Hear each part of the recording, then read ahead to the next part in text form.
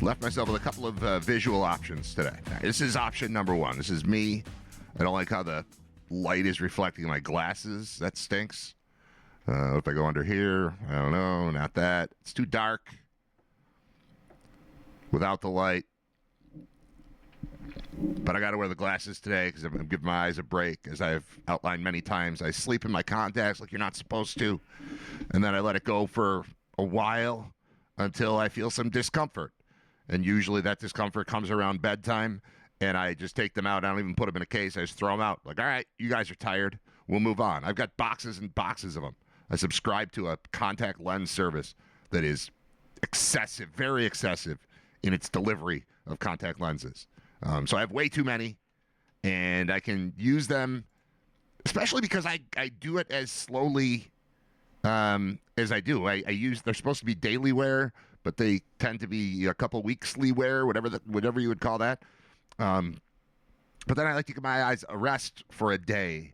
But I don't like how it looks, so I think maybe the first time... You want to watch me put contacts in my eyes live on the stream? That's gross, right? There are people who would be so disgusted by that.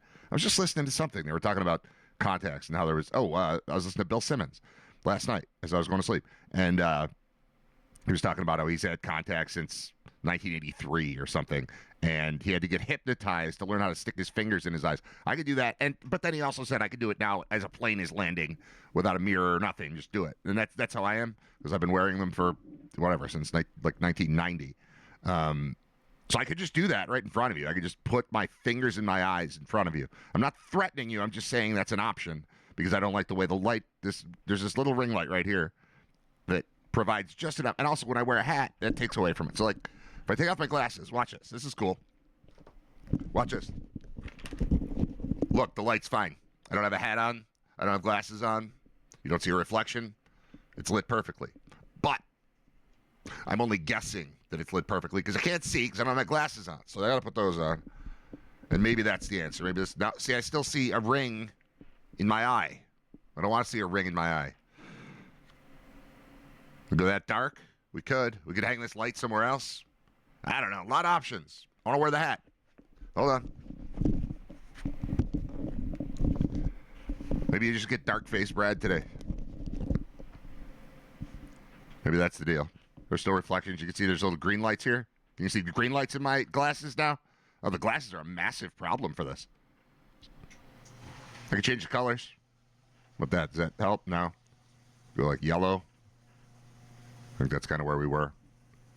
The hat's the problem. I've got a light up there. If that moved this way. The thing is, maybe I'll hire a new host, and then I'll just produce the show. It'll be called Riter Radio, but it'll just be hosted by some dude named Steve, who I've never met before. You can apply for this position in the chat. You can become the new host of Riter Radio. I'll produce it. I've got all these ideas. I woke up today, and I was like, why don't I have a Christmas scene behind me? So I didn't have time to do a full... integrated, have all this stuff on the screen, but have it snowing or something. But I did have time to do this one, which I think is nice. Try that. We'll switch over here. Now it looks like a more festive version. Not even festive. It's just winter. It's cold out. We got the thing today about the buses being late. One of those, like snowy enough that they send you an email, like, yeah, your kids aren't, but only one of the kids takes the bus, the other two walk anyway, so it doesn't really matter, and he's fine. Nick has a great idea in the chat. The chat, which is now on the screen, that's the other experiment we're going with today. The chat is on the screen. I can't read it right there. That's where I see it. I can't read it there because it's so small, but I can see when something comes in, and that alerts me to look over there where I've got the chat larger.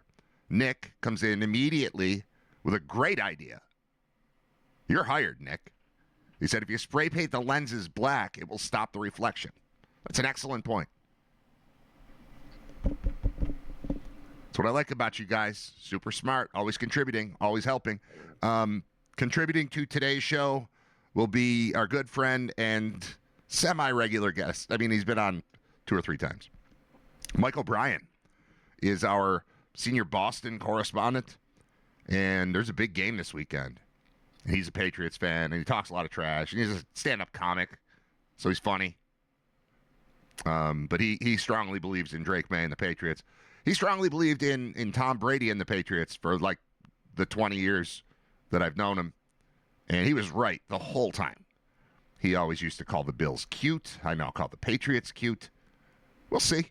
We'll see how this goes. This is a massive thing. If they lose, it's fine. If the Bills lose, it's fine.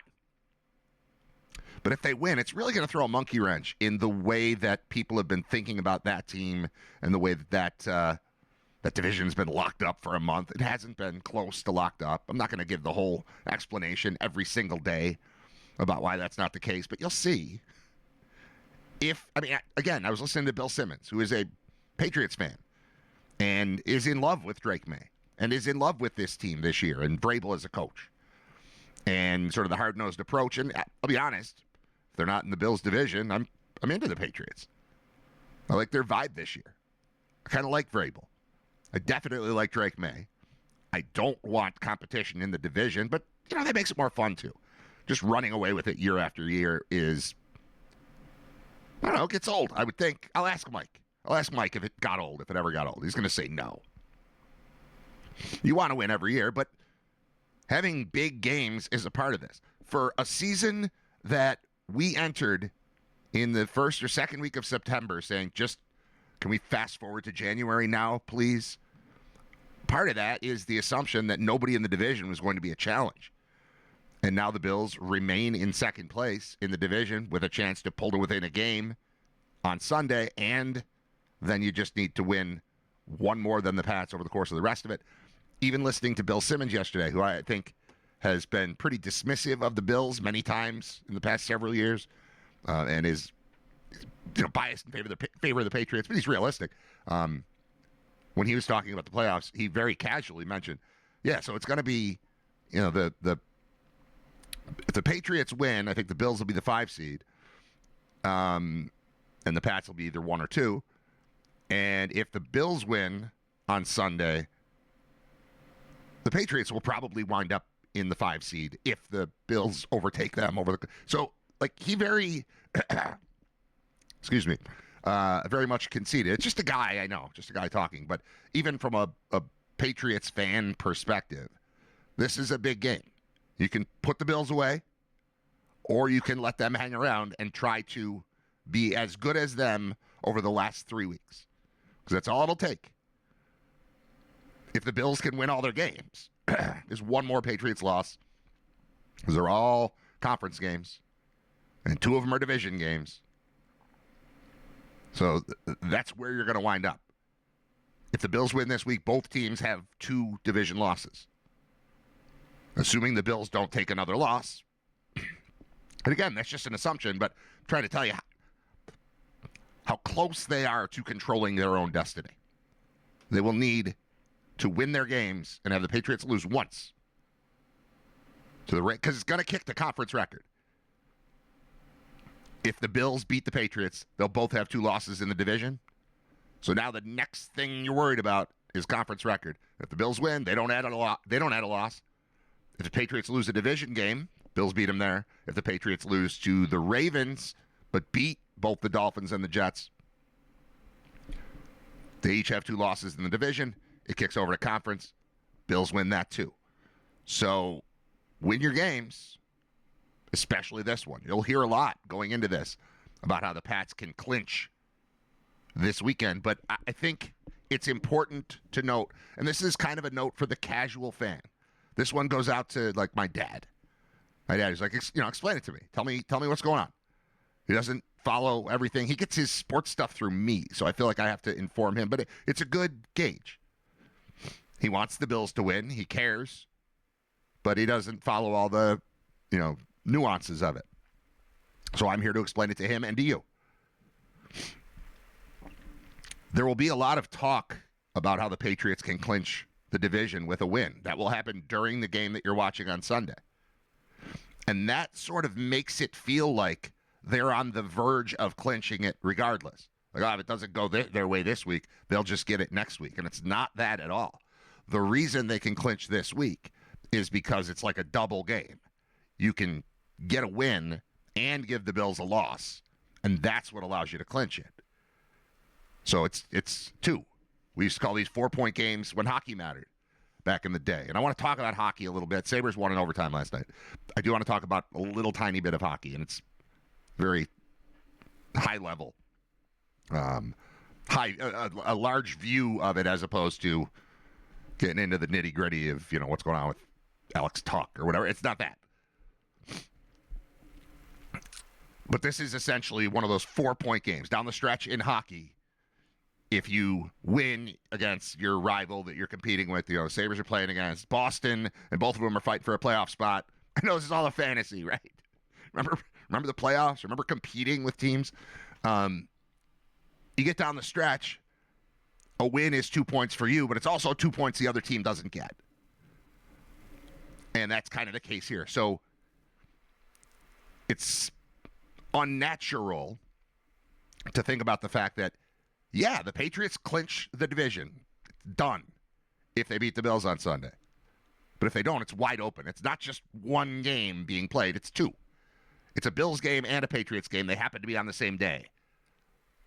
So it's when we think about like magic number, we don't usually use magic number in football.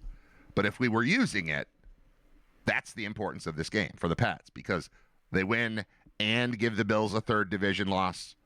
And now you can't catch them because even if you have the same number of wins, it's going to go to, well, not even division. It's going to go to head-to-head because the Patriots will have beaten the Bills twice. So that's what's hanging out there. The Patriots and their fans have felt the joy of being in the lead in the division since beating the Bills because of the fact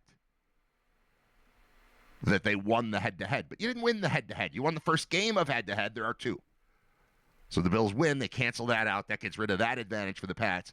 And suddenly it's just, all right, you've got one more win. And if we pull even, we've got you because the tiebreakers are heading that way. So that's how you approach it. Don't get down because, I assume we're getting Tony Romo and Jim Nantz, right, for this game. We usually say that in reverse, play-by-play, then color. I assume we're getting Jim Nantz and Tony Romo for this game. Should I look that up?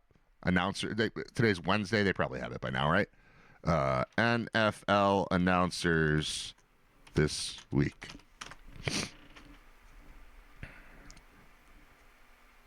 Full broadcast assignments from 2 days ago. This would be shocking if it's not the top team, because it certainly is the top game on CBS. Nope. Ian Eagle, J.J. Watt, and Evan Washburn. I don't know why Evan Washburn bothers me, but he does. Where are they sending Nantz and Romo? What game is better than ours? What have they deemed more important? They just, they've got a, what? Oh, Packers at Broncos? Wait. On Fox? Is this even right? This says Packers, Broncos, Fox. That's correct. I don't trust this website. Unless they've got the announcers listed first and then they've got the game. No. All right. So Falcons, Bucks, Prime Video. That's Michaels and Herb Street. Fine. Browns, Bears. Fox, Kevin Kugler, Daryl Johnston. Fine. Ravens, Bengals. Yeah, that sounds like Spiro Ditas and Adam Archuleta. Cardinals, Texans. That's Fox, Chris Myers. Jets, Jags. That's probably a college kid filling in. Tom McCarthy, Ross Tucker, Tiffany Blackman. I don't know who Tom McCarthy is. I love Ross Tucker. Chargers, Chiefs. That's CBS, Kevin Harlan. And then it's, here we go. Bills, Patriots. Yeah, Bills, Patriots, Ian Eagle, J.J. Watt. Commanders at Giants, Fox, Kenny Albert. Raiders, Eagles, Fox, Joe Davis. Packers, Broncos, Fox, Jim Nantz. That can't be right. Unless we're really sharing everything. We're not putting Jim Nantz on Fox. We're going to find a different list. Where's Jim Nantz this weekend?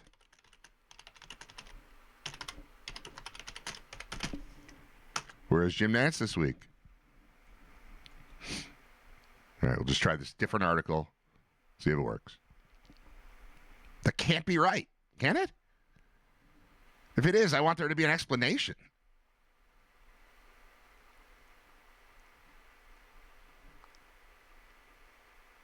Sunday late game. They just have the wrong network. Okay. It's Packers at Broncos, but it's on CBS, and it's Nance and Romo. All right, so we get screwed, I guess. All right, Ian Eagle, they'll be fine. Ian Eagle, J.J. Watt will be our the announcers. Anyway, you'll hear Ian Eagle and J.J. Watt talking a lot about how the Patriots can clinch the game. And I hope they are informed enough, I'm sure they will be, to know that the two choices here are Patriots win and it's over, or Bills win and it's not even close to over. That should be your takeaway here. I'm trying to give you a little thing to think about, a little thing to tell your friends, a little thing to have at your, I'm speaking to my dad, basically. It's your coffee meeting with your friend. They're screwed. Division. They don't get it this week. They'll just get it next. It's not like that. I mean, it can be. It can be where they win and then the Bills lose. That can happen in a separate week. But it's there's a big difference between what happens where they win and a loss this week. And our good friend Mike O'Brien, our senior Boston correspondent, is live on the line to talk about it. Hi, Mike. Do I have you, Mike? Why don't I have Mike? What happened? I just had him. I had missed call. Try again. I'm calling Mike back.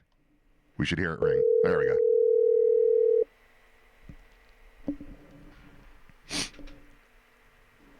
Hey, what's your name? Where are you calling from? Hi, this is Brad. I'm a first-time host, long-time wanter to talk to the guy from Boston about this game on Sunday. That's me. How are you? Yeah, sorry I missed your call, man. No worries. What's up, Michael Bryan? Here's what I was just talking about, and we'll get into like trash talk and all that stuff and what you really think. But I'm trying to make people understand that if the Patriots win this weekend, it is over. They win the division. We're done.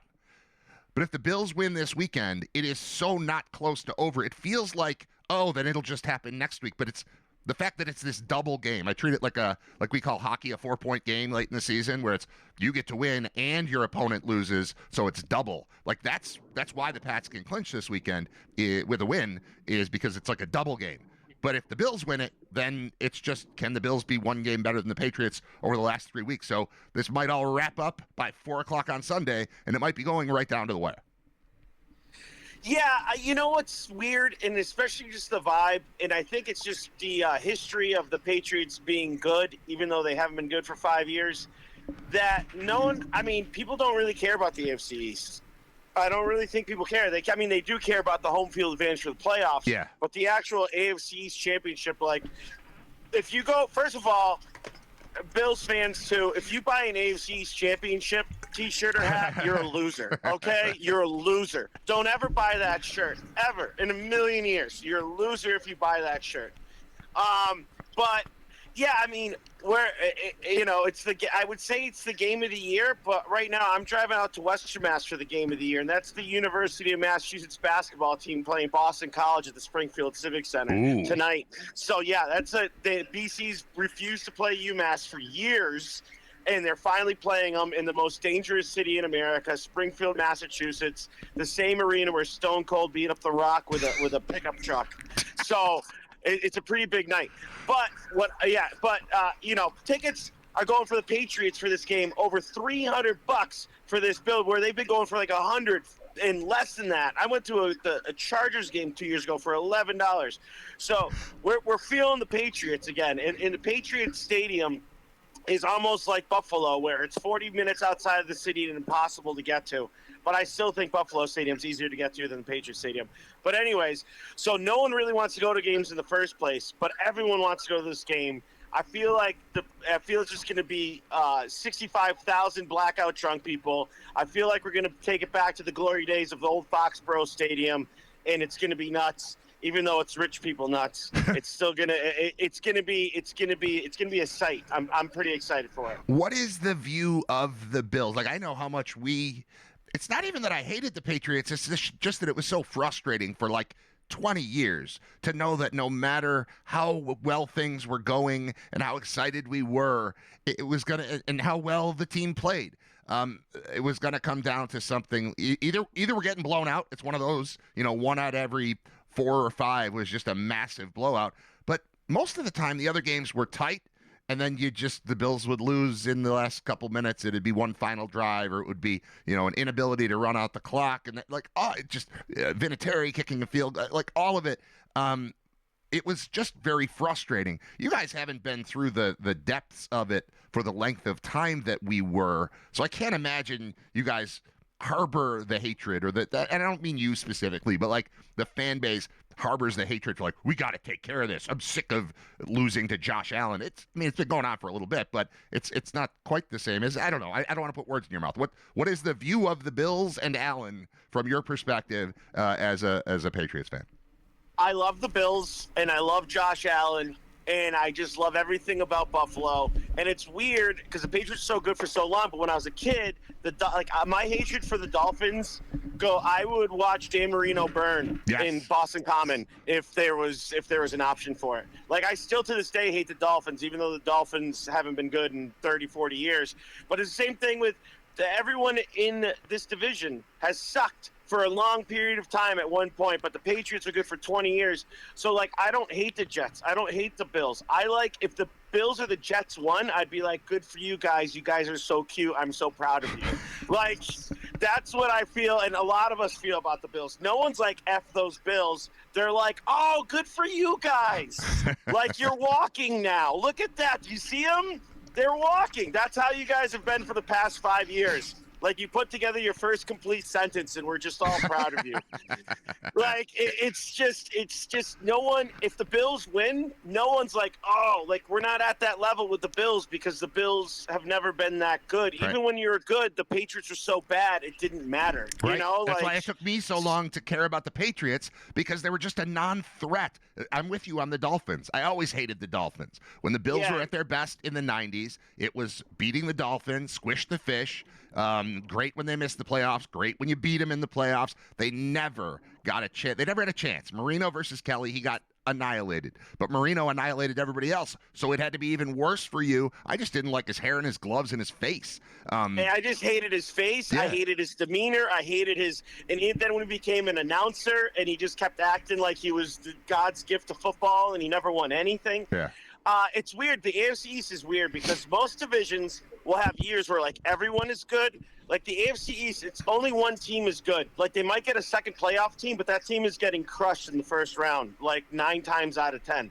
There's the AFC East or whatever with the Cowboys and all them. There'll be times where there's 3 teams in there, and there's other leagues, the whatever the Bengals league is now. There'll be teams with 3 teams in the playoffs. AFC East is just like one team is dominant for like 5+ years, and then there's another team, and then there's another team. It's never so, like, I don't think there's any big time rivalries. Like, the Patriots rival was the Ravens, and then it was the Colts, even though the Colts were in the AFC East at one point. But it's like, then it was the Chiefs. It's whoever the other good team in the AFC. Right. It's not the Bills. It's not the Jets. It's not the Dolphins. It's whoever the other good team is. Who do you have to fight in January is the question, right? So that's why here in Buffalo, it's been the Patriots forever, but the only Bills-Patriots game that has happened since Josh Allen was a dominant Bills performance. So we haven't, I won't say we've stopped thinking about the Patriots, but we wake up in, August going, all right, how do you take out the Chiefs this year? And my God, what a relief to watch that team sort of just fade into nothingness. And I love that it's the Bills and the Pats fighting for what I think is, I think those are the 2 scariest teams in the playoffs right now. If you look at the 7, and I'm getting a little fear for Houston too because of their defense, but whether the Patriots or Bills get the top spot and get the bye, they're probably sitting at 1-5 or 2-5. And they're 2 of the scariest teams to face, which I think is fun because there is, to a certain extent, I still have a warm and fuzzy feeling for how nice the Patriots were to the Bills back when they were good in the 90s. And yeah, I didn't like the Brady part, but Brady's gone. And especially like when your team wears the red uniforms, like I feel good about them. I kind of like them. I like May a lot. I like Vrabel as a coach, and I think the way that they are playing, they're legit this year, and I like that. May's had the same girlfriend since 8th grade, and she goes on TikTok and bakes cookies. Oh, she's the best. Yeah. Everyone loves her, and everyone loves Drake May. Like, Drake May's just one of those people if someone goes, I hate Drake May, it's like, who hurt you? How could you hate this man? He's the most wholesome man in America. Like, it's one of those things, too. I thought about this today. Like, his wife's baking cookies. He's 23, married his middle school sweetheart. It's going to end in an O.J. Simpson situation. Well, like, there's something. He's too good. He's too good. He's going to end up going all full Aaron Hernandez and killing someone, I think. I don't know. It's honestly, scary how good this man is. I was going to play it a little softer than murder and go with, I think he's just early in the cycle. Like, this is contract 1. Contract 2 is where you get rid of the high school or middle school girlfriend, in this case, wife, and find yourself a Hollywood actress. That's Russell Wilson did that. Isn't that what Russell Wilson did? So he Josh married Allen his did. college sweetheart. Yeah. Yeah. So I don't know. There's something there. What is the, like, where does Drake May rank right now? Like, if I ask people who's your favorite athlete and you're in Boston, is he like clear number 1, or are we? It's clear number 1. Clear number 1. People lose their marbles. He goes to Celtics games. People lose their minds. That's my favorite thing about going to like Celtics games. Like, other games, they'll be showing like these singers you've never heard of, and like, oh, here's this actor you never heard of. Dude, they could show Will Campbell, the lineman, and people will act like Tom Cruise is sitting courtside at the Celtics game.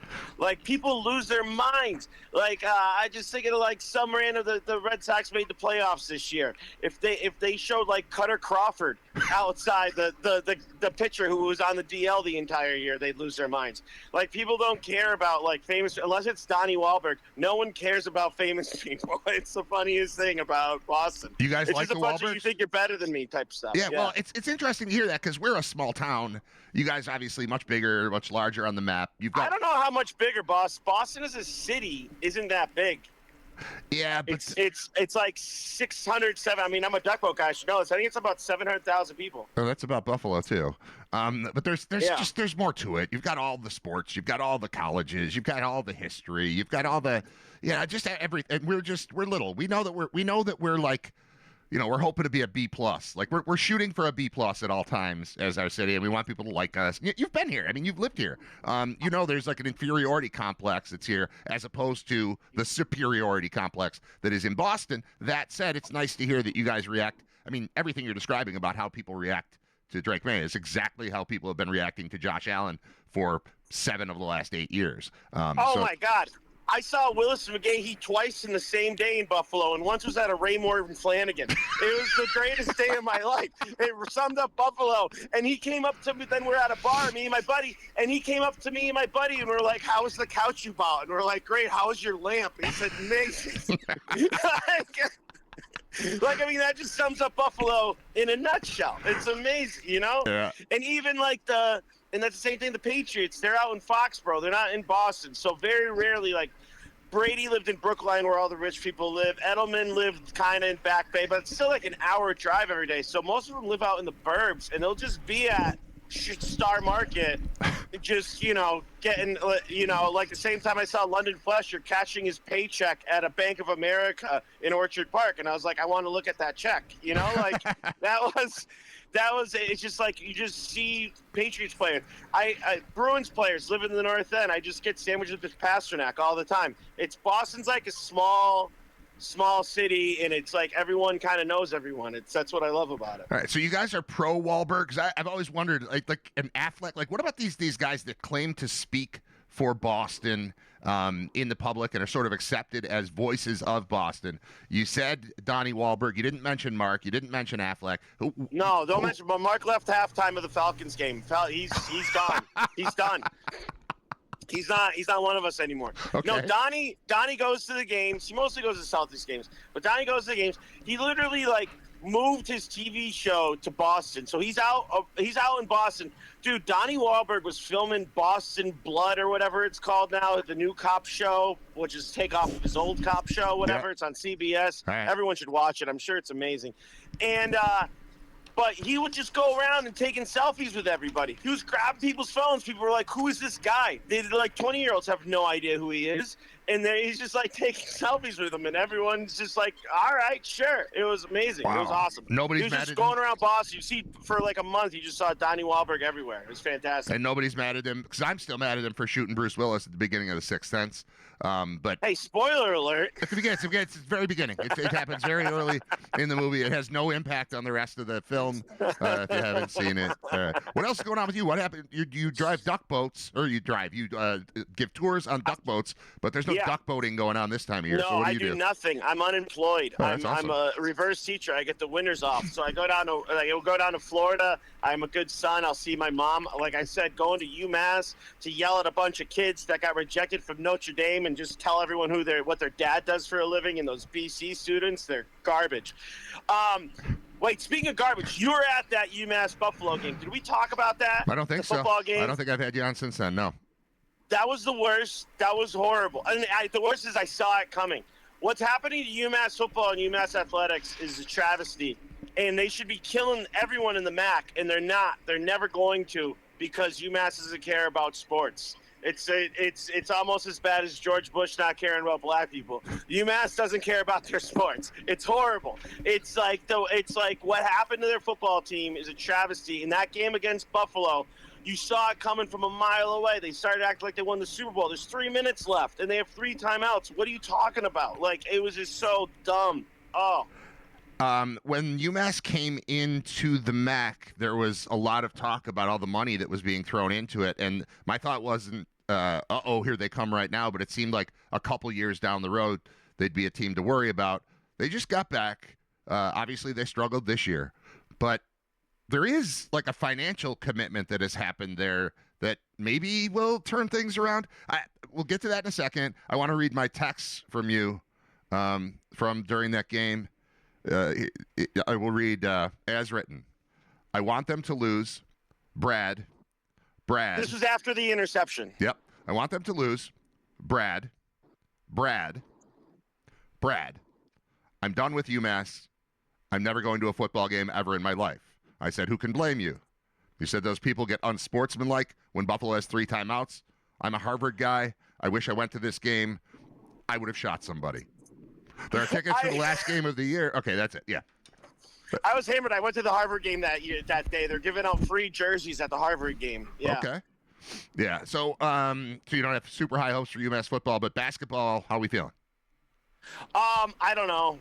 I don't know. They have new players every year. I don't know what it's like with other teams, the MAC, but they just leave every year. I don't know. I'm just rooting for strangers. The UMass football, I don't know if Buffalo does this. The UMass football players are going on the Twitter and saying they're entering the transfer portal and saying this like heartfelt thank you thing of like, thank you for my time at UMass. Like, dude, no one cares. Just leave. Like, you guys won no games. No one cares about you. No one, and you made an interception and you acted like you were Malcolm Butler in the Super Bowl with 3 minutes left. Like, come on. Like, these people who, I swear to God, the worst thing about college athletics now is those stupid Instagram, Twitter, I'm entering the portal thing for these players you've never heard of and no one cares about. Dude, just go to another team because you're not playing at this team. And also, you're not playing at a team that sucks. So just go. Yeah, like, it's tough to bemoan the loss of a player who contributed to 0-12. UB yesterday got notice that its top receiver, who was awesome and is a local kid and has 1 year left of eligibility, is in the portal. That one sucks. But, the next 6 that come, I'll probably – okay, yeah, I understand. I heard somebody recently saying what we're basically doing here in the landscape of college sports is we're swapping 2s for 2s. So there's a guy who's unhappy because he didn't play enough here, and he's going to go over there thinking the grass is greener. Meanwhile, we're going to get their number 2 who isn't happy there to come over here, and he'll compete, and we'll see if he can be a number 1. And it's also stupid. And I don't know how we fix it. I don't know how any of it ever gets back to anything resembling what college sports used to be. It's very frustrating, but we'll survive it. Even at the beginning, I was talking to my BFF, Terry Bowden, who was coaching Louisiana Monroe at the time. But he was talking about the transfers and how, sure, he might get someone from Alabama to transfer to Louisiana Monroe. And people are like, oh, this guy was from Alabama. Well, why is he transferring to Louisiana Monroe? Right. That's my biggest thing is, like, with UMass, is they're so bad. If a player wants to go to UMass, I don't want you on my team. Get off my team. Why do you want to be on this team? Like, get out of here. Unless you're, like, from the area. Like, if you're just from California, like, I just want to play D1 sports, then get out of here. Yeah. You're not going to be good. The other ones that I like the Ivy League guys who don't get to play an extra year, so they have a year of eligibility, and now they've got an education, they're intelligent, they're making a decision and going, hey, one more year of football, I'll come to you. So we've had success here with bringing in grad school Ivy League guys. But other than that, all you're getting, like we had a quarterback this year, and I don't want to bash him too much, but at the end of the year, like, man, he really didn't have it, and we really put too much on him. And, it was a year where they thought they could maybe get to the MAC championship game, certainly get to a bowl game. They wind up 5-7, and at the end of the year, you're like, the quarterback wasn't good enough. Where'd the quarterback come from? Well, it was his 7th year of college, and this was his 4th team. And how dedicated is this guy to his sport? And it's not a knock on the individual, but after the fact, you look at it like, well, why did he leave 3 other schools before coming here? And then I trusted him. Why am I going to be your fourth husband? How much is Buffalo even paying him? Like, there's that North Carolina quarterback got like $2 million on his 2nd or 3rd team, and he lasted 4 games. And you're like, well, why'd you give him this amount of money, you idiots? Well, the Bulls, after last year, lost their kicker to Texas Tech for like $600,000. By the end of the season, he wasn't even the kicker. He's a backup kicker. That's crazy. Making $600,000 for a kicker? For a kicker to not play. For a MAC kicker. They took away our MAC kicker. And his initials were UB. Your wide receiver that you're losing, that was really good. I don't know who he is, but like if he goes to some SEC school or Big Ten school and plays, like good for him. He's trying to make the NFL. Yeah. That's great. But if he just goes to like Toledo, James Madison, right? You're like, dude, why did you even leave Buffalo then? Well, we've seen it. We saw it with KJ Osborne was here until his senior year where he transferred to Miami. He had a good year at Miami. He got drafted. He's not on a team right now, but he's been in the league for 5-6 years, and it worked. Yeah, he was on the Patriots last year. They cut him because he sucked. He was great here. It was a path to the NFL for him. That said, you can get to the NFL from the MAC, too. You can get to the NFL from D3. If you're good at Williams College, they'll find you now. It's not the 1980s. Like, you're not going to be gone. Like, people will find you. If you're good, it doesn't matter where you play. They will find you. All right, it's like Last of the Mohegans. I will find you. Let's swing this back to Bills Patriots. What's your level of confidence? And this, I know we go back and forth, but are you planning on the Patriots winning this game? Are you like 50-50? Because I'm at like 50-50 on what's going to happen. I'm at 50-50. The spread's 1. It's at 50-50. If the Patriots play the way they've been playing, they'll win. And if the Bills play the way they've been playing, by having no defense and just trying to be the last team with the ball, then the Patriots will win that game if it's a shootout. But I don't think it'll be a shootout because the Patriots' defense is pretty good. Is there any fear that this being is... said, you guys are dumb and you don't give the ball to James Cook enough, and he should have to touch the ball every single time. That guy's amazing. You have him on your fantasy team, don't you? What's that? You have him on your fantasy team, don't you? No, I don't. Okay. I just watch him all the time, and like I love him. I think I had him on one of my fantasy teams, but that's not why. He just like he runs hard and he gets positive yards all the time, and they just like they'll go quarters without giving him the ball, and you're like, how are you not giving this guy the ball? Give him the ball. All right. Maybe we might have to talk next week since you're unemployed. You've got room in your schedule. It depends. We'll see how the game goes. If the game is interesting and exciting, we'll have you on next week. And if it's not, we'll wait until it makes more sense. That sounds amazing. I'm proud of you guys, and I hope the best for you. You guys are all so cute up there in Buffalo. Thanks, Mike O'Brien. It's great to talk to you. Good to talk to you. All right. Bye, Brad. See ya. Senior Boston correspondent Mike O'Brien checking in as we lead into Bills Patriots on Sunday. Mike's the best. Every time I have him on, like, why don't I have him on more? He brings it 100 miles an hour immediately every single time he's on the show. And then I only think to have him on like every couple months. Stupid. Bob Gaughan is on once a week. He'll be on tomorrow, right? Today's Wednesday, episode 223. I didn't even write that down. I really need to get this printer going. Wednesday, episode 223. We're good. Sorry, I hung up by accident, says Mike. No, you're fine. We were done. I was about to hang up on you anyway. Not hang up on you, but that's how a conversation ends. At the end of a conversation, somebody always hangs up. Like, oh, sorry, I didn't mean to. We were done. We're fine. I'm going to take a break because it's almost 11 o'clock here. And then I want to do McMillan. I talked about. I got a few different things. This is the part where professionally in radio, you tease what's coming up next. I'm not teasing because I don't know which of the things I'm going to do next. But the Sabres won in overtime yesterday, and that will lead to an NHL problem I have as we continue in just a moment with Riter Radio. It's episode 223. Thanks again to Mike O'Brien, our senior Boston correspondent is what we call him.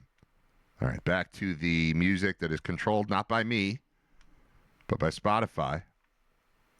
I mean, it's sort of by me. It's the list I made, but it's randomized. I had to skip one song. Leading into the show, I play music, and it brought on the song Monday by Wilco came on. And I like that song, but it's Wednesday. And I play the song Friday by Joe Jackson on Fridays on purpose. I'm not going to play Monday on Wednesday. Just doesn't make sense. I like Wilco, just not that song today. See, I'll prove it. And Google built in. After the commercial. It's the car made for finding the best bagel in Brooklyn. It's brought to you by the Volvo and Wilco. Volvo EX90 Stick around. is perfect for New Let's check in with Riter Radio's senior Philly correspondent, John Fuller. That's what we do. That's how it's supposed to sound. John Fuller is coming at us live from Vegas. What time is it where you are, John? What time is it there? Where's John? Oh, he dropped off? Oh, come on. All right, we got to call John back. Should I do the whole intro thing again? I could. I don't hear ringing. Why would I not hear ringing?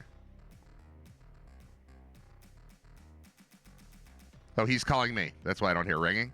So I thought I was calling him back, but he was calling me back. That's why it wasn't ringing. Do I have to do the whole intro again? No, but I'm all of a sudden interested in buying a Volvo for some reason. Yeah. I cut that off, and then I replayed the thing, and I'm like, here's John. And then there was no John. John Fuller is coming at us. And here's my opening joke. I said, John Fuller is coming at us live from Vegas. What time is it there, John? Don't you love that? I love doing that with time zones. I hate time zones. They confuse me. Well, it's funny. So it's about, 8:10, right? Or Yeah. 10 after 8 here a.m. And when you texted me this morning about coming on, and I was still trying to do the math. Like, I think I can do it, but I have to leave for the airport. But I'm trying to, so we made it work. But the time zone's definitely. It was my least favorite thing. I'm sure you deal with it too. Not that we play a ton of games outside. Well, basketball, I guess, does. Play a ton of games outside of the time zone. But when I was just a producer, a lowly producer back at WBEN, I had a map on the wall in front of my desk with the time zones highlighted and had to do like very serious calculations to make sure I didn't book a guest for when the show wasn't even on, because I would do that. And I feel like West Coast, I get. Mountain time, forget about it. And then the 1 hour thing maybe throws me off the most. Like, I'm always like, wait, Minneapolis, I can't remember. Chicago, can't quite remember. Like, I screw up in the Midwest. But all right, so Vegas. Well, and then you have. Oh, go ahead. Well, but then you have states like Indiana, who I believe have two different time zones within their own state. Well, yeah. There's some parts of Indiana that are Midwest and some are East. Right. And that's insanity, right. too. And some change for daylight savings time and some do not. And I think that's the same with Arizona. Like, I don't know, man. But we got it worked out. We got you on at the right time, and we got you live from Las Vegas. So where are you in Vegas? And explain to the people what you're doing there. Yeah, so right now I'm looking out the window. I'm on the 14th floor of the Bellagio Hotel, which is an incredible property. It's looking over the Strip here. Pretty cool. But I'm out here because I'm actually leaving today. But last night was the National Football Foundation's awards banquet. And they gave out a bunch of different awards. But the big part of it is the College Football Hall of Fame induction is part of that banquet. So that was a really cool part. But the reason I was here is one of our football players, Red Murdoch, who everybody, hopefully Bulls fans know that name well, one of the best ever played at UB, was a finalist for the Campbell Trophy, which is it's essentially the academic Heisman. So this is the best player who on the field as well as in the classroom and in the community. And every year, I nominate one of our players, and we've never had a finalist ever until this year. Red was our first finalist, so he was one of 16 players from FBS, and then a few from there were like 8 from FBS and 8 from FCS that they brought out to Vegas as finalists and honored them at this awards banquet. Unfortunately, Red wasn't the winner, but still, it was really cool for him to receive that honor and come out. And he got like an $18,000 scholarship. So it was really cool thing for him. Yeah, that's awesome. But the Hall of Fame, let's talk about the people involved there, and how many of them did you run into, and like what was you went to a dinner, but like what did you get to do hobnobbing? Yeah, so they had a black tie affair last night, black tie banquet, and so the induction class, they inducted about 20 members last night, and among the big names that people would recognize were Nick Saban, Urban Meyer, Michael Vick, Michael Strahan, all the some of like the all-time greats in the sport were there, and were honored, and we're just kind of mingling around like the reception, like I'm standing next to all these people, and it was just surreal. But the cool thing was, I didn't even realize until when you're in a room with literally 1,500 people, and everybody's kind of wearing a tux, and everybody looks the same. You don't even realize who you're standing next to. And I'm in this reception, and then you go into the dinner, and as part of they announce, one of the things they do, they introduce all the people that are there, like former Hall of Famers that are there, that they come back for the event every year, and they just start rattling off these names and showing these guys that I didn't even know were there, because everybody kind of looks the same at this point, but it's like like John Elway and LeVar Arrington and like Steve Spurrier. It's just all, it was just a who's who of college. That was just, that's just 3 off the top of my head. There were literally, 100 of the biggest names in college football were at this event, and I didn't necessarily talk to any of them, but it was just kind of cool to be, in the room, and just kind of, it was really neat for me to even be invited to this. Usually, I have to thank our head coach Pete Lembo and Mark Allnut, our athletic director, because they asked me to come out. And how this works is, I'm the one who, I nominated Red. So there's a lot of work that kind of goes into it. I nominate one of our players every single year. I always try to nominate our guys for awards, just because I think it's important. Sure. And then most of the time, unfortunately, being a group of 5 program, we don't win, because it's always, it seems to be the Power 4 programs that win. But it was great that Red got this far, and it was really cool that they invited me to be a part of this ceremony. Well, doing what you do for as long as you've done it, and same with me, like things I've done, there are so many. Like, if we just sat around and made a list of the events we've been to, and the things we've been around, and the people we've met, and the people we've spoken with, and all that stuff, it's absolutely crazy. But some of them really stand out. And like for me, when I covered a Joe Macy fight in Vegas, like, everyone goes to Vegas. Like, if you have the College Football Hall of Fame induction class, and you hold it in Toledo, you're not getting the people. But when it's Vegas, the people show up. So, like, the way you're describing the people being in the room is how I felt at the Macy fight. And Macy was on the undercard. It was Sugar Shane Mosley and Winky Wright were fighting for a title. But just looking, and like, there's Barry Bonds, and there's Robert De Niro, and there's Shaquille O'Neal, and I didn't talk to any of them, but I don't care at all. I don't need to talk to them. What are we doing here? What am I doing in this room? You say black tie, that's crazy too.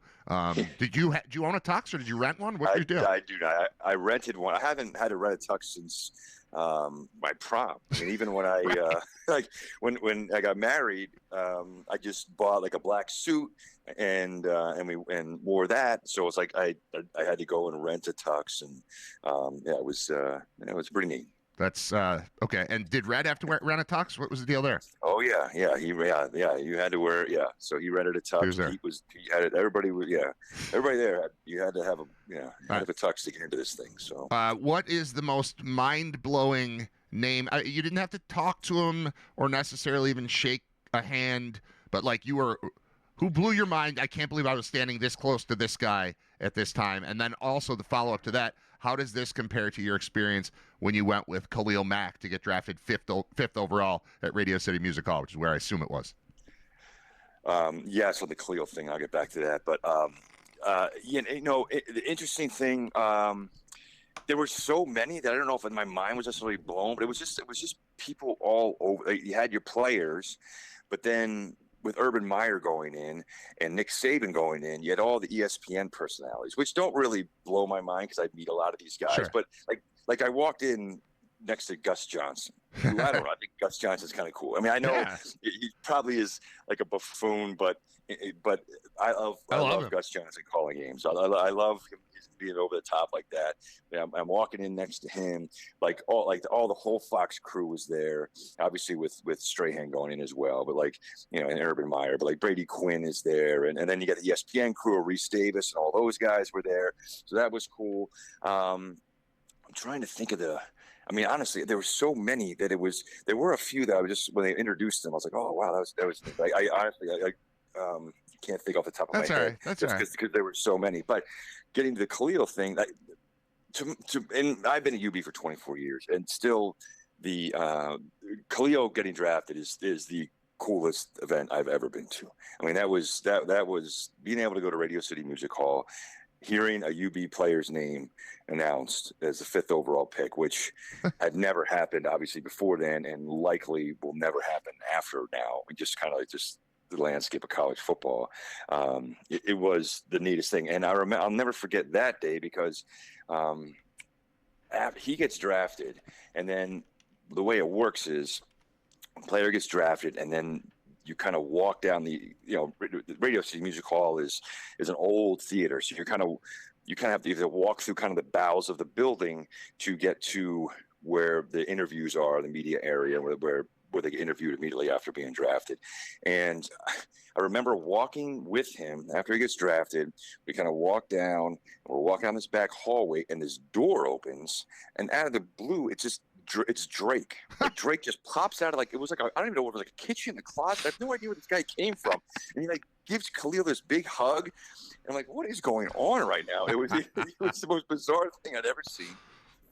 And then we just keep walking, and then we walk past Barry Sanders, because Barry Sanders was, I think he was going to do the Lions pick, or he was going to go on stage soon. So he was waiting to go on stage. So there's Barry Sanders. And that's still the most surreal day of my life. And it was really neat. But this was a pretty close second, just kind of being in a room with all those people. You know what? The way you're describing this, it also reminds me of the other thing that I went to that was like this, was I was in New Orleans for Super Bowl week in 2002. And this is, we didn't all have cell phones at the time. I didn't even have one with me on the trip. So I didn't own one. I didn't get one from work, nothing. I just had no phone. So I wasn't walking around with a camera. And I don't want autographs, but I decided to do a handshake tour of Bourbon Street. I was there by myself, and I took a cab from my hotel to the corner of Bourbon and whatever that is, Canal, I think, and or Decatur, I don't know, whatever. At the end, and I was like, all right, I'm gonna look for some celebrities, and I got out of the car, and 8 feet from me was Terrell Davis. I'm like, this is going to work out great. So I just got out right. TD. He's like, what's up, man? So I shook hands with TD and then proceeded to walk down Bourbon Street, chasing Lynn Swan and Tony Siragusa and all these people. But it's the same type of thing. It's like, who isn't here? And that's the thing, too, with Vegas. And I think it probably applies to New Orleans. It applies to New York City for sure. It applies to L.A. If you're there and you see somebody and you're like, hey, that looks like Alec Baldwin. It's Alec Baldwin. Unlike right. If you're in Buffalo and you think, hey, is that Bruce Willis? No, it's not Bruce Willis walking down Delaware Avenue. But if you're in Vegas and you think, hey, was that Helen Hunt? Yeah, it was Helen Hunt. It's awesome. All right, where do you want to go next? You want to talk about your Eagles? Because you're feeling... Yeah, they're completely imploding, and it's awful. And I know I'm. Look, they're 8-5. They're coming off a Super Bowl win. I know I'm not going to get any pity or, tears from Buffalo fans, but I will say it's a frustrating season. Obviously, they were 8-2 at one point. Have lost 3 in a row. Their offense is just non-existent right now, and it's similar to the Bills in the sense that everybody in Philadelphia hates Kevin Patullo, the offensive coordinator. And in fact, I don't know if there's a team in the NFL that anybody likes their offensive coordinator. I feel like everybody always hates the offensive coordinator, but he is a mess, and the play calling is a disaster. I mean, they still almost beat the Chargers, which would have been a good win, but they just turned the ball over too many times. But the difference between the Eagles and the Bills is the Eagles don't have Josh Allen. I mean, Jalen Hurts, very good quarterback, has had a bad couple games, kind of going through a rough stretch, but they are a mess right now, and it's very similar to their 2023 season when they started out 10-1. And they got that 10th win, as you know, against the Bills in that crazy overtime game. I didn't like that game. Yeah, yeah. But then proceeded to lose 5 of the last 6 after that, and got blown out by the Bucks in the first round of playoffs. And I have a feeling they're kind of on that same road right now. I mean, they're scheduled a little bit easier now because they play the Raiders this week. They have 2 with the Commanders, and obviously the Bills in between there. But so they'll hopefully get a couple more wins. But they're just a mess for whatever reason. I don't know what it is. I mean, everybody's pointing the finger at the play calling and the offense right now, but it's a frustrating time. And go ahead. You called Jalen Hurts, I don't know if it was the most polarizing sports figure in Philadelphia or in Philadelphia in a long time or in Eagles history or so. What was the point? And explain that to me. What are people thinking and saying? Because the other day, my kids are asking me, like, who are the best quarterbacks? You know, and we're talking about how Mahomes does seem to be on a bit of a downturn, but you still have to count him. You know, if you were starting a team right now, for sure I would go with Allen. I know he's not the youngest there is. There could be a case made for Drake May, or there could be, whatever. But to me, like right in the next tier after the Allen, Mahomes, Burrow kind of Herbert group, the next one I mentioned was Hurts. And then the next thing you know, I'm getting a text like, hey, you just turned the ball over twice on one play and 5 times in a game. So, I mean, I'm even polarized, but I interrupted your answer to just give my own little opinion there. And I apologize. That's what I do. No, that's totally fine. Yeah, he is just, I mean, I love Jalen Hurts. And the guy won the Eagles a Super Bowl last year. Should have won them one 2 years ago in a phenomenal game. He's I mean, this turnover bug he's had these last couple games is unlike him. I mean, heading into that game, I think he had 19 touchdowns and 1 interception on the season. So he does a good job of taking care of the ball.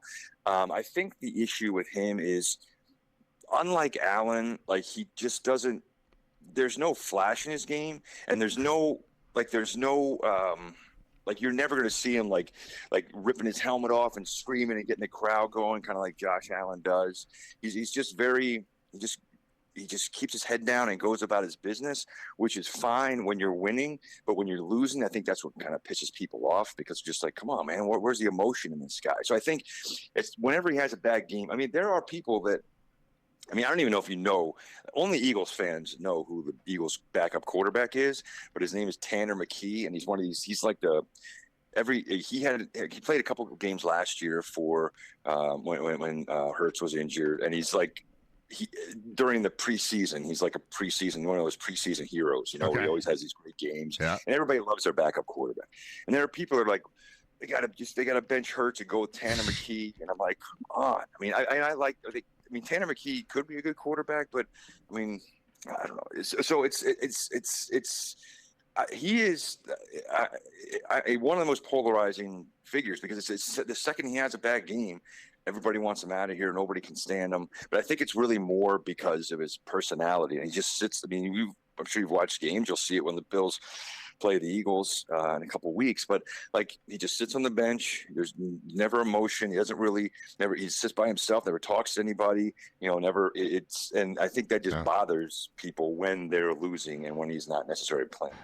Yeah, I look around the league at other players, and it just reminds me how perfect Josh is, not just as a football player, but as like a personality and an icon of this. When's the last time in Buffalo you heard anybody say a bad thing about Josh Allen? It doesn't exist. Any knock on the team is like, you got to help this guy.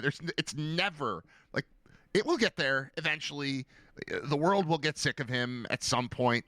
Like we saw it, with Jim Kelly. I remember by the end of his career, people were like, he's got to go. And it's like, okay, but it's going to be 25 years till we get another one. But all right, sure. Yeah. Let's go with Todd Collins, and we'll just push forward. All right, well, that didn't work. Let's just go to the next one. You just keep going to the next, To actually find one, I know it's a massive relief. I know we live in a city built, like the economy is built around Josh Allen at this point. Like, I get that. But every now and then it's nice to appreciate that you've got a good team that has won the Super Bowl fairly recently. Yes. Very, very, very recently, in fact. This calendar year, you won a Super Bowl. And it's like, what are we doing at quarterback? This sucks. It's nice to know we're in a calm, peaceful place, and nice to get a reminder. That's why we have a Philly beat reporter, or a Philly correspondent, and a Boston correspondent to remind us what it's like to not be here. There you go. That's right. Transfer portal Nick McMillan. I know a couple other names have fallen in there too, but McMillan is the one who, local kid, absolute stud that we've been waiting to see break out, and then he did.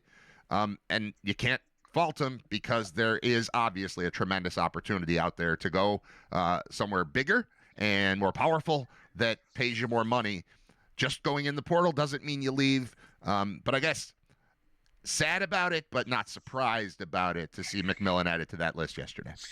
Yeah, it's unfortunate. I mean, obviously Nick had a great season for us, and being a local kid too, you root for guys like that, and you hope that they stay. But it's just unfortunately where we are with college football, and he's going to get paid a lot of money, I would assume, and hopefully he doesn't make.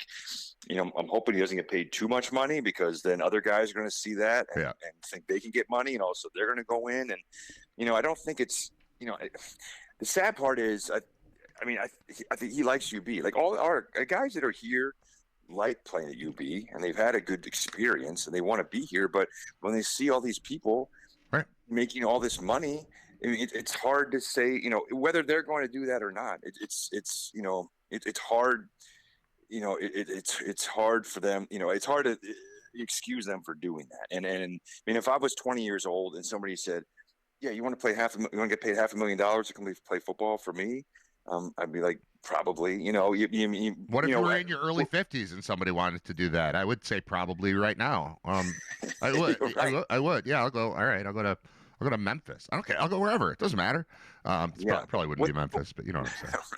Right. But what these guys don't understand is that you might get paid this money, but the second you stop performing, the coaches, you're not going to get play, right. And then coaches are, and especially now, it's like these coaches are constantly recruiting and over recruiting you. So let's say Nick McMillan goes down the road to Syracuse and has an average okay year, but they're going to be constantly looking for other receivers at Syracuse, and if they find better ones, they're going to get them, and they're going to kick you to the curb. You know what I mean? While you have a good thing here at UB, and we have the ability to, we have some NIL money and have the ability to pay some of our players. Obviously, we don't have it to the level of these Power 4 programs, but you're going to play here, and if your end goal is to play in the NFL, we can do that. You're going to get the most tape here. And obviously we have multiple players out of UB that go and have successful careers in the NFL. But I understand. Yeah. I get it. I get it too. It's all about the money. I mean, I hate it, but it is what it is. Well, you're going to get the most tape, but you're also going to get the kind of personal touch where John Fuller goes with you to Vegas because you were nominated for an award as opposed to just being a number. That's a big deal to the school when you perform the way that you do. John Fuller's going to go with you to the draft when you're Khalil Mack. And that's different than, Upton Belenfont's going to take money and go kick. And congratulations on the massive pile of money you got right there. And I'm not saying you're wrong for doing it, but your ability to keep doing it and keep playing was diminished because by the end of the year, and maybe even at the beginning of the year, he wasn't even really their kicker. But he took the money as opposed to being here, helping the team, getting the push, being in the club, in the family here, and he'd be one of the players you'd be pushing for awards and that sort of thing. So it's different feel. Bottom line, you think about, did it work for KJ Osborne? I don't know. That I don't even think they were getting paid yet at that point. They weren't. So he just went for bigger, better opportunity, and he did 1 year at Miami after spending his previous career with the Bulls, and he got drafted. So it worked, sort of. Do we know that he wouldn't have been drafted had he just been here and, had Tyree Jackson stuck around, and that might have been a better route to fame and fortune, big picture NFL fame and fortune, I guess. It's tough. Everyone's navigating a whole new landscape, and we're going to be going through this for a while. Well, right, and then I was actually talking to Red just the other day about this, and because he was offered a lot of money to go to other schools for this past season, and he stayed, and I kind of thanked him. I was like, it's really cool you stayed, and he loves UB, and I told him, I'm like, you staying here, you are now a legend. Like, you're a legend of UB football. Like, if you go to another school and you finish somewhere else, like, you're going to be forgotten. But now, like, no one's ever going to forget Red Murdoch. You come back to town and you're going to be hailed and remembered and cheered. And to me, and again, no one's offering me that kind of money. So I understand, but I don't know. It's kind of cool to be a legend, I would think. I would think so too. Yep. Yeah, and family circumstances play into it too. Do you come from a family that is just waiting for a payday because you're going to save everyone? Or do you come from a stable family that's doing okay and is like, you know what? Why don't you do what's best for you right now? And I think it'll all work out in the end. It's all different circumstances. There's no way to pinpoint what's right and what's wrong. There are a lot of options out there, and it's frustrating at this particular level to see a guy like that who, I want to have really high hopes for next season. And if they were bringing back all three of these, redshirt juniors that would be redshirt seniors next year, at the receiver position, that'd be awesome. But very strong chance that's not going to happen now. So, oh well. All right, I think I'm done. Is there anything else that we need to discuss? I don't think so. What time are you getting back? What's your deal? I have a flight here at 11:30 Vegas time. Direct? Through Chicago. I'll be Chicago, back through Chicago. But flying out here was direct, which is great. So I think it's more important to get out. You want to get out here the fastest. I don't care what I get back. You know what I mean? So I think I get back home. 8:30 tonight. Yeah. I got bad news to report. We finished with 0 in trivia last night. We weren't even going to be able to go, but I screwed something up. I wasn't going to, and then it turned out that I had the schedule wrong for basketball. I thought we had a 7 o'clock practice. We did not. So I hustled. I had Zach with me already. We went and picked up Nate. So Zach's the 13-year-old, Nate the 11-year-old, and our team was me, Zach, and Nate. We walk in there. We had missed the first 2 questions. But the question we walked into was Donald Duck's middle name, which I got immediately. Like, as I'm signing up, I'm like, okay, here's the thing. And the answer is B. So we got that one. Fauntleroy, by the way, is Donald Duck's middle name. Fauntleroy. Did not know that. The next question was something the kid. Oh, it was about the names of the robbers in Home Alone. So the kids knew that one. And then the double down was AC/DC's Back in Black was their first album following the death of what band member? And all 3 of my kids, or both of the kids and me, knew the answer was Bon Scott. So we started there, and then it just went completely south from there. It was a disaster the rest of the night. We wound up with 0. It was terrible, but it's all right. We survived. It's okay. That's all right. All right, we'll see you. We'll see you back here soon. Thank you for your time, John. Enjoy the remaining moments in Vegas. One thing I do want to talk about. Oh, okay. Real quick, I'm trying to let you go because I'll talk to you for another half hour. I'm on till noon. No. I got to leave here in a couple minutes, but I do want to, can we talk UB men's basketball real quick? Yes. Because I don't know if you saw, they won again yesterday. They beat the Retrievers. Your Retrievers. My Retrievers. I now have Retrievers. I named my team the Retrievers in Division II Southline basketball this year because I think a dog on a jersey looks cool for little kids. Yeah, so those who don't know who the Retrievers are, it's UMBC. The Bulls played at UMBC yesterday, a good UMBC team on the road. They were down, I think, 8 with about 2 minutes to go, rallied, won, and they're 9-1. And, it was disappointing this past Saturday, losing to St. Bonaventure, but having a crowd of almost 6,000 there, having the house full again. It just reminded you of the good old days, and I'm hoping that UB basketball is back. I hope people support this team because they're really fun to watch. And it's after these last couple of years have been very frustrating. I know for me, but obviously for all our fans and supporters of the program. But man, they are back, and they're really fun to watch. I wanted to go to that game, but I couldn't because of our baseball and basketball and all that stuff schedule. But I was driving past basically as the game was letting out. I was driving down Maple, and it was a zoo getting out of there. And I know the Bulls lost, and I know a lot of that crowd is Bona fans, but I don't care. I just want it full and loud, and the band cranking, and T-shirts getting fired, and yelling, and lights, and fire, and all the stuff that comes with the team being competitive, and they're more than competitive right now. And it's funny, you're like 9-1. It's too bad about that one. Well, yeah, that's how winning and losing works. You know, of the 10 games, that's the one you want the most, of course. Like you could lose any one of the, but so what? Doesn't matter. You know, nothing. Great to have that program back up and running and relevant, and people are at. You know how this is. I'm loosely affiliated with UB. You're locked in, but I can tell when the buzz is building, and it's when people that don't normally talk to me about UB sports, like, hey, what's going on with basketball? And that's been happening a lot over the last month or so. So very exciting, and looking forward to getting out there and jamming that place in, and looking forward to probably having the kids play at halftime again this year, because most years we get to do that, and I get to go coach for 4 minutes or something. Some of your best coaching.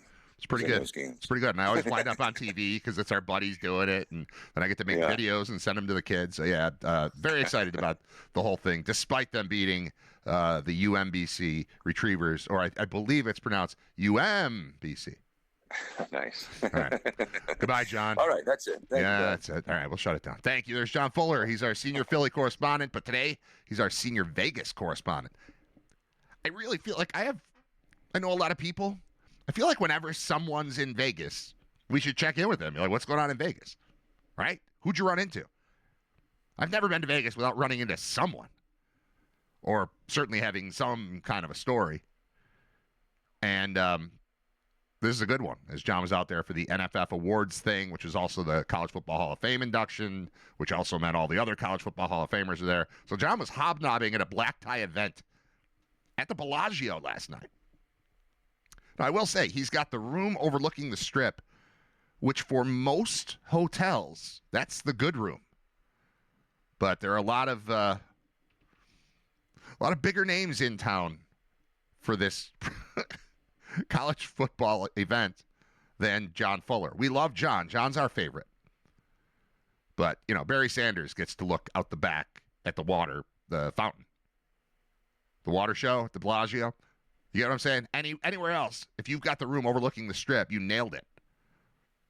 But at the Bellagio, I think you want to be in the back overlooking the fountain. No knock on being at the Bellagio for work at a black tie event with, you know, John Elway and Red Murdoch. All the greats. Your Murdochs, your Sanderses, your Elways, your Fullers, your Sabins, your Myers, Urban Meyer was there. Your Lembos. Is Mark Allnut there? I don't remember if you mentioned Mark. Probably. Why would Mark not go to that? Why would Mark not take a trip to... Well, he's busy. Busy guy. Because there was a basketball game last night. Maybe he would stick around. I don't know. I think he mentioned Mark. All right. I'm going to take a timeout and then come back. I want to do the hockey thing. Hockey. Sabres won last night. I don't have full details. I didn't watch the game. I don't watch all the games. I don't watch many of the games. I hardly watch any of the games. But occasionally I'll tune in, and I'm going to play music, and then we'll come back. Oh, no, I screwed up the Spotify thing. Well, maybe I'll just use regular music this time. I'll use my thing, songs that I still have left over. Because I messed up the Spotify window because it was playing a Volvo commercial while I was trying to introduce John Fuller. So I was like, and I panicked, and I closed the box. Now I'm going to have to do this whole thing to get it back up there. So I'm not going to do that. We're just going to go... standard Brad playing music from his computer. All right, stick around. I'm Brad. Thanks to John Fuller. It's episode 223 of Riter Radio, brought to you by Brian Janik at thefinancialguys.com. Stay tuned. And then we'd just be back to the show. That was the plan. It's all right. The stuff in between all gets cut out for the podcast version of the show, available in video form on Spotify and on YouTube when I remember to also upload it there. I'm working on the system. I made the video more festive today. Excuse me. Today, I added the chat on the screen. I don't know if that's helpful to other people. It's helpful to me because it reminds me that it exists, and then I know to look for it. I also found a way to pop out the YouTube chat so I don't have to have the whole YouTube page open. It can be its own thing. I need more monitors. I've only got 3. Thanks to our guests today. John Fuller, live from Vegas. Mike O'Brien, live from his trek to Springfield for the UMass basketball game tonight against BC. And he checked in, of course, regarding Bills-Patriots, which is coming up and is exciting. Very excited about this game and excited to spend the week reminding people that the Bills are right in this with a win. With a loss, yeah, the Patriots get the division. And the Bills are right in the thick of the playoff thing, and it would take a massive collapse for the Bills to miss the playoffs. But it takes a win and then some more wins and a Patriots loss to be the 2 seed or maybe the 1 seed. What's Denver have left? Denver's currently 1 at 11-2 with the Patriots. Everything I talk about here assumes a Bills victory. I'm not guaranteeing it, but we know what happens if the Patriots win. If the Patriots win, they get the division. They'll wind up with the 1 or the 2 seed. And then the Bills will likely wind up with the 5, but it could be the 6 or 7. What do the Broncos have left on their schedule? Denver Broncos remaining schedule. And I feel like I looked this up yesterday, but it's worth doing again. Okay. They've got the Packers this week. We already talked about that one. That's the Jim Nantz game on CBS. 4:25 kickoff there. Packers at Broncos. The following week, the Broncos are home against the Jaguars, who have also been really good. Then the Broncos are at the Chiefs, who are still the Chiefs. It seems as though they won't be in the playoffs. Seems very likely they won't be in the playoffs. But if I'm looking for a Broncos loss, going to Arrowhead at night on Christmas night sounds like a good place for that. You know, especially in a Chiefs season where maybe at that point, going into week 17, the second last week of the season, at that point the Chiefs might be out of it and have the only thing they have to play for is, well, let's not let our stupid rivals win here.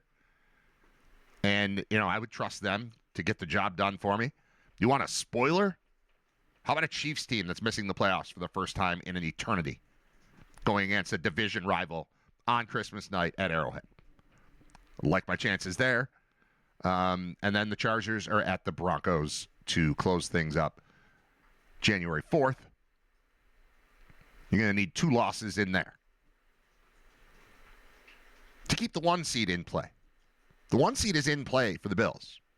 The division goes away if they lose, but if they win, we're going to be looking at a whole world of possibilities. And if do we expect the Broncos to definitely beat the Packers at home? I don't. So we could have a real good Sunday. The Bills play at 1, and then if the Bills win, and this is, I'm sure I'm not the only one that's like this. If the Bills win, I want to watch everything else that happens in the NFL that day. If the Bills lose, I just turn it off and do something else. If the Bills beat the Patriots, the next thing on television is Packers at Broncos.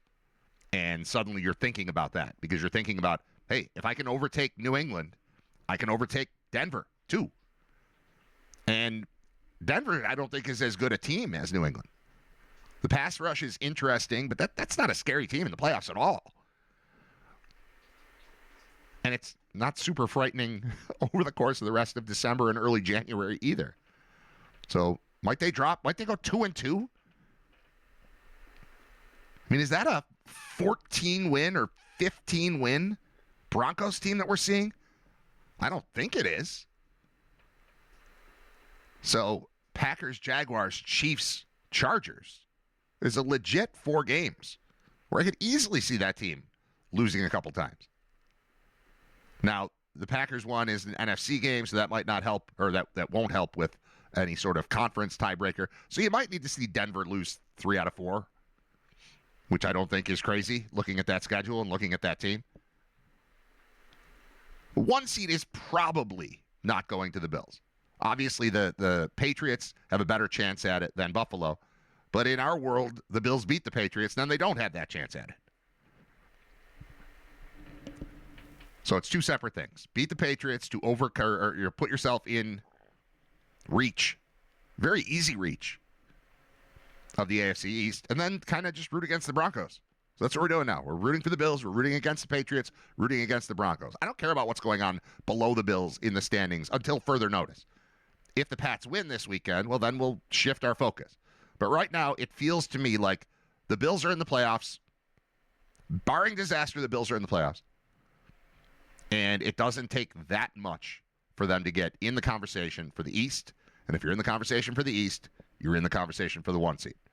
So that's what I'll leave you with regard to that. I do want to mention the hockey thing. Here's what's driving me nuts. As a fan who isn't really a fan who doesn't pay enough attention, I don't watch a ton of the games. I care. I want success. I keep following along, waiting for things to be better. And I know they had just lost 3 in a row, but they win in overtime. It was in overtime, right? Didn't Tuck score? Yeah. They won in overtime last night, 4-3. Scored 33 seconds into overtime. Sabres snapped a 3-game losing streak. If you only kind of sort of pay attention to the Sabres, they're fine. Like, they win half their games, they lose half their games. It's off by a little bit, but they're a 500-ish team. But the NHL standings are the worst. They really have to make it a 3-point win. A game in which a team wins in overtime puts 3 points out into the standings. A game that is decided in regulation puts 2 points out into the standings. How this has not been corrected yet is beyond me. I mean, this has been a problem for how long have we had the shootout? 05? Right? Coming out of the lockout, that's when we got the 4-on-4 overtime and the shootout. How have they not solved this yet? Because what happens is the Sabres will win a couple in a row. Like, let's look through here. All right, loss, win, win. Loss, loss, loss, win. Loss, loss, loss, loss, loss. Win, win, loss, win, win. Loss, loss, win, win. Loss, loss, loss, win. Like, that's a 500-ish team. A little less because in here it doesn't even signify overtime. But the problem ends up being that even when the Sabres go on a run, I still see them at the bottom. I look at their record. This is not about the Sabres. This is just about the math of the NHL. By awarding only 2 points in a regulation game and 3 points overall in a game that goes to overtime or a shootout, I see the Sabres record. They are 12-14-4. My brain still reads that as, I think, about points percentage. So they've played 30 games. They've earned 28 points. It's not going to put you anywhere near the top, but that should be the middle. Should it not? And they are literally in last place in the conference because of these overtime loss points that exist and leap everybody up above where they belong. Tampa, just looking at the Atlantic Division. Tampa's in first, 17-11-2. That sounds like first place. Next team, 18-13. Next team, 16-11-3. 15-11-3. 14-11-4. 14-12-2. 13-12-4.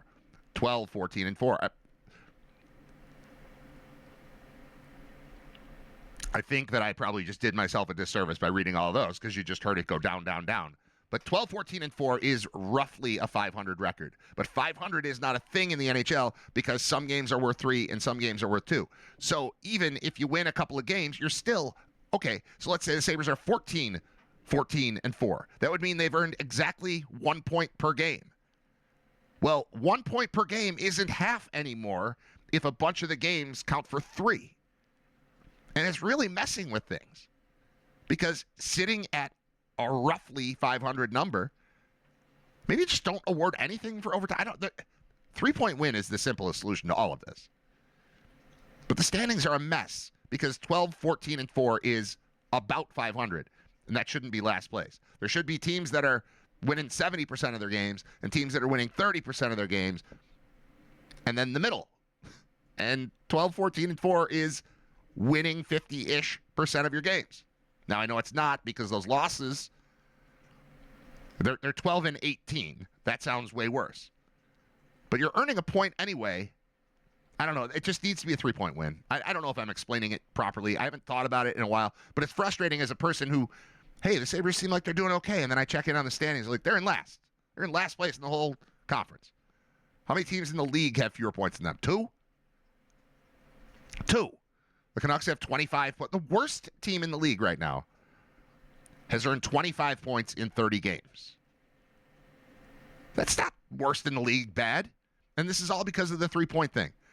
I'm not going to sit here and build an Excel spreadsheet and calculate what it would be if wins were worth 3, but it would fix a lot of it. If every game should be worth the same number of points. And this comes into play. We think about it more late in the season when it's down the stretch. You're like, all right, they've got to get back into it. You're like, oh, if these two teams are playing each other, just don't go to overtime. Well, why should that matter? Why should it matter if the game is close?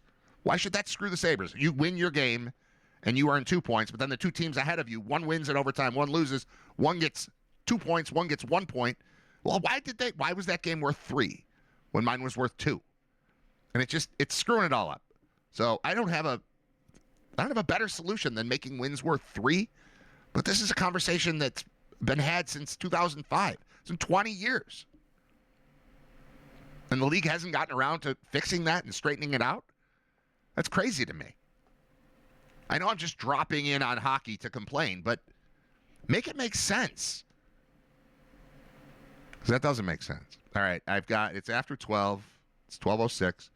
And I've got other things on my screen that I want to talk about. I want to mention my shirt. I am talking about hockey while wearing my Briere and Drury. We're so good at hockey from Store 716. Got my sweatshirt. Shout out to Store 716. All right, I have a page on Donnie Wahlberg open. That was interesting to talk to Mike O'Brien and find out that Donnie Wahlberg is a hero in Boston and everyone loves him, whereas Mark Wahlberg left at halftime during the Super Bowl when they trailed 28-3 to Atlanta, and he's now dead to Mike. I don't know that Mike speaks for everyone, but that's what I got. He's my everyman. What else do we have on the screen? Travis Kelce details disappointing play after Chiefs loss in expletive-laced rant. That makes it sound like he's screaming at a podium. He wasn't screaming at a podium. He does a podcast with his brother where it's far more acceptable to launch a profanity-laced rant. You put in all this effing work and hope that it pays off, and right now it's just for whatever effing reason, man, it's little things. I want you to hear this because it's the frustration that I've been sensing on the screen. They're like, maybe this is over. I was talking about this with my wife during the games the other day. Like, she's like, I just want the Chiefs out. I don't want to play them. I'm like, well, they're not good. She's like, yeah, but they always beat us. I'm like, right, when they were good. And they just don't have it anymore, or they don't have it this year. I'm not writing them off like it's done, but it sure sounds like Kelsey's done. And Mahomes certainly is not done. But let's see. How much longer is Andy Reid sticking around? How magical is Mahomes minus Reid? I'm not positive. I don't know. But you can see it fading. And not necessarily forever, but this is not the team that has scared the Bills for the last 7 years. And then to hear Kelsey say these words, it's like, this sounds like a guy who's going to retire. That's what it sounds like. I mean, we'll see. He continues. I feel like I've always had the answers in years past. And this year, I just can't find them. I keep thinking if I show up to work and I put in the work and I fix the issues through my practice habits and through perfecting the game plan and my fundamentals and what I'm being taught and go out there and try and play my ass off for my guys next to me, it's all going to come together like it has in years past. And this year is just not, man. Isn't that great? Isn't that nice? All right. That's why I had that one open. Here's an article from Cracked.com saying the comedy fans say the Golden Globe stand-up nominations are a list of the, quote, worst comedians in the world. I looked at that list yesterday. I like Bill Maher sometimes. I don't like him others.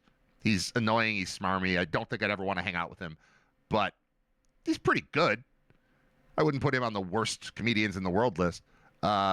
Ricky Gervais is on the list. He's nominated.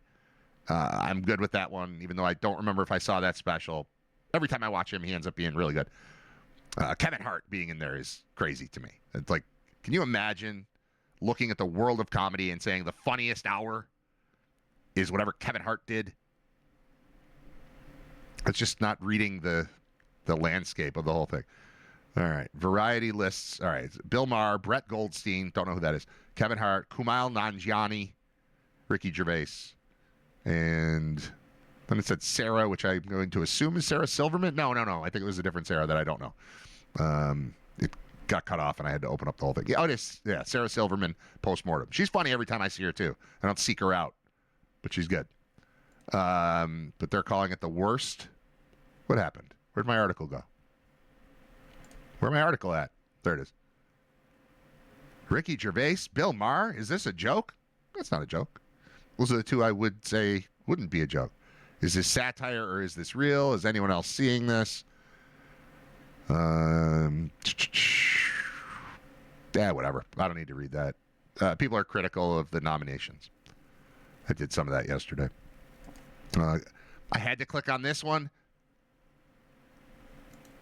It's from rockandrollgarage.com. And the headline was, Geddy Lee's opinion on Phil Collins. And I clicked it just in case Geddy Lee said something incendiary for the first time ever. What are the chances that this is Geddy Lee says Phil Collins sucks? Super unlikely. Geddy Lee was influenced by many different artists, but hard rock and prog rock were his biggest inspiration, something that was reflected in the music his band released throughout their career. Biggest and most influential prog rock bands emerged in the UK in the late 60s and the following years, conquered the world with their experimentation. During his career, Geddy has talked about many of those bands and artists. One of them was Phil Collins, who first achieved fame as the drummer of Genesis before becoming a star on his own. What is Geddy Lee's opinion on Phil Collins? He admires him, especially as a drummer. The quote is, in his prime, Phil Collins was one of the greatest rock drummers you could find, so he can do whatever the hell he likes. But with that brilliant and powerful gated drum sound he recorded for In the Air Tonight, he inadvertently set a bad example for imitators to overuse. It was a sign of the times for sure, just like the twangy guitar was back in the day for Speedy West. Every period has a sound that becomes its signature cliche, Geddy Lee said in his autobiography. When the Rush frontman was asked by that metal show in 2015 which drummers he'd like to jam with, he said, Phil Collins played the drums in the early Genesis days. He was one of my heroes. He's one of the guys who would be cool to jam with. All right, so he likes him. That's a story now. What's Geddy Lee think of Phil Collins? Likes him. All right. That's it. That's all I had on my screen. NHL standings. McMillan. All right, one last thing that I wrote down. This is the first thing I wrote down to talk about today, and the last thing I will talk about today, I think. And that is just an observation that I've made. When you're in the car and the phone rings and it goes over, like you're driving and you got the Bluetooth thing hooked up. What is the protocol for, like, how quickly you let the person calling you know that you are not alone in the car and who's with you, and that means to shut up about certain things? Because I feel like if I answer the phone and go, hey, what's up? Just driving here with Carol, then it implies to my wife that the person calling me was about to say something bad about her. And that person wasn't. But I just want the person on the other end to know what they're up against. When you call a person, you might be calling a whole family. You might be calling a whole office. You might be calling a party. You don't know. So I do feel obligated. Like the other day, we were going to talk about something that the kids shouldn't know about. So I answer the phone, and I don't want to make anybody go, hey, are you alone? Because that sounds even worse. Like if you're in the car with your wife and your friend calls, and it's completely innocent, and mostly he means, I'm going to talk about whatever, something Christmas. I'm talking about Santa. I want to talk about Santa. How about that? I want to talk about Santa. Who's in the car? If they ask, it sounds suspicious. They don't say, I want to talk about Santa. They go, are you alone? And if I'm not alone, but I'm with my wife, I go, no, I'm here with my wife. Oh, okay. And then it sounds like the person's hiding something, but they're not. So I have found that, and I think this should be protocol for all people receiving phone calls on a speakerphone in any way, is to immediately announce who is in the car with you or who is in the room with you as you're answering the phone. Hey, how you doing? I'm just driving Nate home from basketball. Oh, all right, cool. Why don't you call me back when you get home?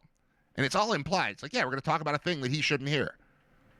But you can do it smoothly if you just announce what you're up to when you answer the phone. And I would like other people to do the same, because I don't want to have to ask the question, hey, are you by yourself? Are you alone? Does anybody follow you here? It sounds like, did anybody follow you here? And it's not. It's just, are we alone? Or is it just you and me talking?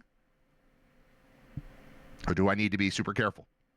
That's it. That's the last thing. I wrote that down. I wanted to talk about it. That's it. If I started the show with that, it would have been 20 minutes long. But because it's 12:15 and I'm trying to leave, it was a minute and a half long, which is probably better. Maybe I shouldn't start my show with anything, and I should just end with things. And that would keep them more concise and more shareable on YouTube Shorts or whatever we're doing here. All right, that's it for episode 223. Thanks to our guest today, senior Philly correspondent John Fuller, live from Vegas. Senior Boston correspondent Mike O'Brien, live from Route 90, probably. I don't know. How do you get from Boston to Springfield? You're going to dip down. It wouldn't be 90. Maybe you take 90 and then cut south. I'm not sure. But he's on his way for UMass BC basketball tonight. Those are our guests. Tomorrow, our primary guest is the Grinder. It's Bob Gaughan. He'll join us right around 11 o'clock, and he will be throwing heat, as he always is. Comes throwing 100 miles an hour every single time, and that's what we love about Bob Gaughan as a weekly guest. Thanks for listening, for commenting, for sharing, for all the stuff. Subscribing, that's a big one. Subscribe. I need more subscribers. And then you have to click the little bell that gives you notifications so that when something posts, it goes to you. I need more of that on YouTube. I need more of that on Spotify.